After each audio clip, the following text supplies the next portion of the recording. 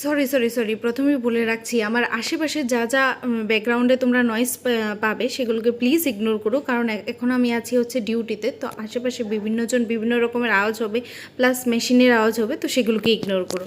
তো আমি আশা করছি আগের ভিডিওতে তোমাদেরকে ডিটেলসে বলতে পেরেছি শিলং কীভাবে যেতে হয় আগরতলা থেকে। তাও যদি তোমাদের কোনো কনফিউশন থাকে আমাকে বলবে। আচ্ছা, এবার বলি আজ কোথায় ঘুরতে এলাম। আজ এলাম প্রথমেই ভিউ পয়েন্ট দেখার জন্য। একদম টপে উঠে যাব যাতে শিলংটা একদম টপ থেকে দেখা যায়। এখানে এন্ট্রি ফি ছিল 20 টাকা। ঠিক অনেকটা উপরে উঠে গেছি, দেখতে পাচ্ছ পেছন দিকে কি সুন্দর ভিউ পয়েন্ট আছে, ঠিক কতটা সুন্দর,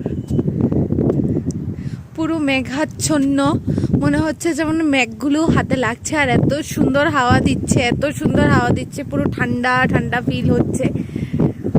দুর্দান্ত দুর্দান্ত করে মোটামুটি সব জায়গাতে একই রকম এন্ট্রি ফি ছিল 20 টাকা করে। তারপর ভিউ পয়েন্ট দেখার পর আমরা চলে গেলাম সেভেন সিস্টার ফলস দেখার জন্য।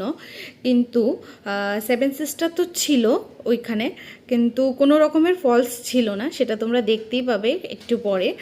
তো বুঝতে পারছো তো ঠিক কেন আমি আগের ভিডিওতে তোমাদেরকে বলেছিলাম যে এলিফ্যান্ট ফলস দেখাচ্ছি, দেখে নাও। কারণ এর পরের আর যতগুলোই আমরা ফলস দেখেছিলাম একটা তো ফলস মানে ঝর্ণা ছিল না। তো আমরা ওনাকে যখন জিজ্ঞাসা করি, আমাদের সাথে যে গাইড ছিল, তো ওনাকে যখন জিজ্ঞাসা করি তখন উনি বলছিল যে এই ঝর্ণাগুলো আবার আস্তে আস্তে জুন জুলাই মান্থে যখন বৃষ্টি হবে ঠিক তখনই হবে।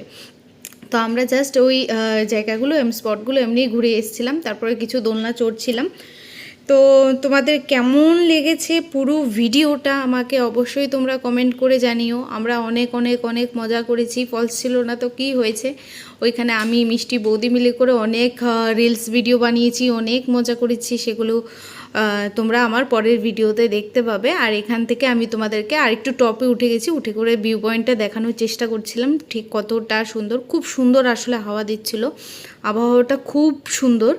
তো তোমরাও পারলে ঘুরে এসো। আর আমার ভিডিওটা তোমাদের কেমন লেগেছে অবশ্যই আমাকে কমেন্ট করে জানাতে ভুলো না। প্লিজ তোমরা আমার ভিডিওটা দেখো, আর পারলে লাইক করে দিও, চ্যানেলটাকে সাবস্ক্রাইব করে দিও। এখন চ্যানেলটা ঠিক পড়েই যাচ্ছে, হয়তো বা ভিডিও দিচ্ছি না তার কারণেই। এখন চেষ্টা করছি, সেজন্য যা যা করছি, যা যা ভিডিও করার ওইগুলো তোমাদের সাথে শেয়ার করার। তোমাদের কেমন লাগছে ভিডিওগুলো অবশ্যই আমাকে জানিও। তো ভিডিওটা এতটুকুই, রাধে রাধে।